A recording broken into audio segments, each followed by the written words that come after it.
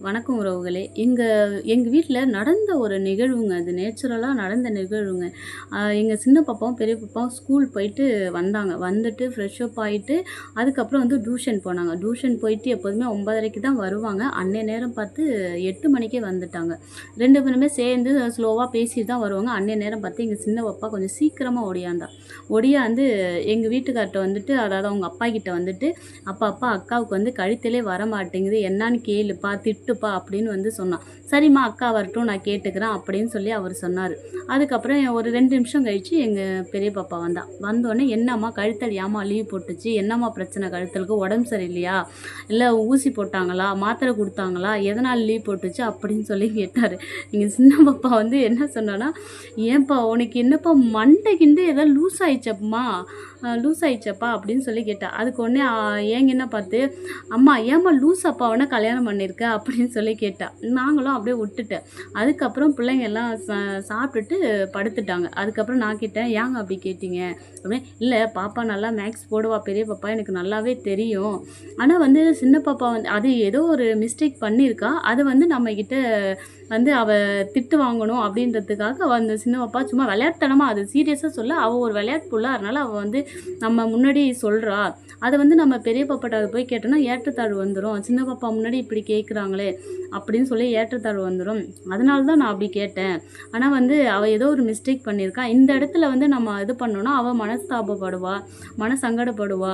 அடுத்த நிமிஷம் நம்மக்கிட்ட பேச பயப்படுவா. இப்படி தான் வந்து அப்பா பொண்ணுக்குள்ள உறவு இருக்கணும்.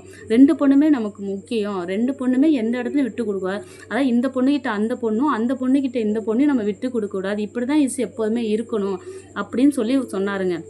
அதே மாதிரி இன்னொரு காரணமும் சொன்னாருங்க. "என்னங்க, என்ன இப்படி சொல்கிறீங்க, எனக்கு புரியல" அப்படின்னு சொல்லி சொன்னேன். இன்னும் சில விஷயங்கள் சொன்னார் பாருங்க, எனக்கே ஆச்சரியமாக இருந்துச்சு. என்னன்னு சொல்லி கேட்டேன். உடனே அவர் சொன்னார், "பொண்ணுங்களை இப்படி தான் வளர்க்கணும் இசு" அப்படின்னா. "அதான் எப்படிங்க வளர்க்கணும்?" அப்படின்னு சொல்லி நான் கேட்டேன்.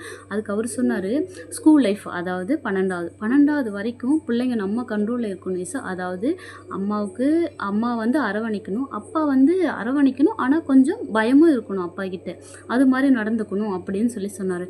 சரிங்க அப்படின்னேன்.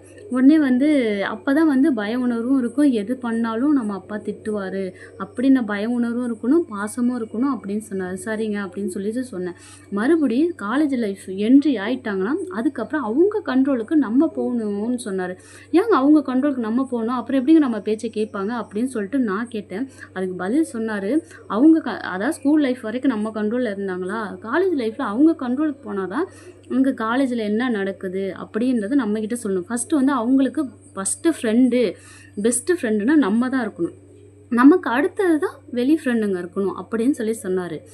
இப்போ பாப்பா கிட்ட "உன்னோட பெஸ்ட்டு ஃப்ரெண்டு யாருன்னு கேட்டால் யாரை சொல்லுவாங்க?" அப்படின்னு கேட்டால், "யாருங்க சொல்லுவா? நம்மளை தான் சொல்லுவா. இப்போ நேச்சுரலாக இப்போ போய் நீ அவகிட்ட கேளு. இப்போ ஸ்கூல் லைஃப் தான் படிக்கிறா. இப்போ போயிட்டு பெஸ்ட்டு ஃப்ரெண்டு யாருன்னு உன் பொண்ணுக்கிட்ட கேளு" அப்படின்னு சொல்லி சொன்னார். அப்புறம் நானும் மறுநாள் போயிட்டு காலையில் எழுந்தோடனே, "உனக்கு ஃப்ரெண்டுனா யாரும்மா?" அப்படின்னு கேட்டேன். "எனக்கு அப்பா தாம்மா" அப்படின்னு. "அப்பாவுக்கு அடுத்தது யாரும்மா?" "நீ தாம்மா." "அதுக்கப்புறம் தான்மா என்னோட கிளாஸ்மேட்டுங்க" அப்படின்னு சொல்லி சொன்னான். "நான் எது சொன்னாலும் உங்ககிட்ட சொல்லித்தாம்மா நான் பண்ணுவேன்" அப்படின்னு சொல்லி சொன்னான். அதை நம்ம அப்பயே பிடிச்சி சொன்னதால் தான் அவள் அது மாதிரி வந்திருக்கா. ஸ்கூல் அதே மாதிரி காலேஜ் லைஃப்பில் எவ்வளோ பிரச்சனைகள் வரும்னு உனக்கே தெரியும் சார். அப்போ என்ன பண்ணணும், அப்போ என்ன பிரச்சனையும் நம்மக்கிட்ட கேட்பா, சொல்யூஷன் கேட்பா. "இப்படின்னா நடக்கிறாங்கப்பா, இப்படின்னா பேசுகிறாங்கப்பா" அப்படின்னு சொல்லிட்டு நம்மக்கிட்ட கேட்பா. அப்போ நம்ம அதுக்கு என்ன சொல்யூஷனோ அதை நம்ம சொல்லுவோம். சரியா? இப்போ புரியுதா? அதனால் நம்ம பயப்பட தேவையில்லை. நம்ம பொண்ணு காலேஜ் போகிறோம், ஐயோ அது பண்ணிடுவாளோ இது பண்ணுவோம், நம்ம பயப்பட தேவையில்லை. அவள் சப்போஸ் நீங்கள் என்ன நினச்சாலும் பரவாயில்ல, லவ்வுன்னு கூட அதை கூட அந்த ஸ்டெப் எடுத்து வச்சோன்னா அதை கூட நம்மக்கிட்ட முடிவு என்னான்னு கேட்பா. "ஏங்க அப்படி சொல்கிறீங்க?" உண்மையாக லவ்வுன்னு பண்ண ஆரம்பித்தாலாம் இப்படிலாம் அந்த போயிடுச்சுன்னா அப்போ வந்து என்ன சொல்லுவோம்னா நம்ம, "நீ பண்ணுமா, நீ பண்ண வேணாம், நான் பண்ணலன்னு நீ பண்ண வேணாம் நான் சொல்லலை. ஆனால் வந்து அதே படித்து முடித்து வேலைக்கு போயிட்டு இது நமக்கு கரெக்டாக இருக்கும், செட் ஆகும், நம்ம லைஃப் செட்டில் ஆகும், நல்லாயிருக்கும் அப்படின்னு உனக்கு யோசித்து இது செட் ஆகும் அப்படின்னு சொன்னினா நான் ஓகேம்மா பண்ணி வைக்கிறேன்" அப்படின்னு கண்டிப்பாக சொல்லுவேன் அப்படின்னு சொன்னார். இப்படி தான் வளர்க்கணும். அப்போ நம்ம பொண்ணை பற்றி நம்ம கவலைப்பட தேவையில்ல. நம்ம பொண்ணு நம்ம கரெக்டாக வளர்க்குறோம்.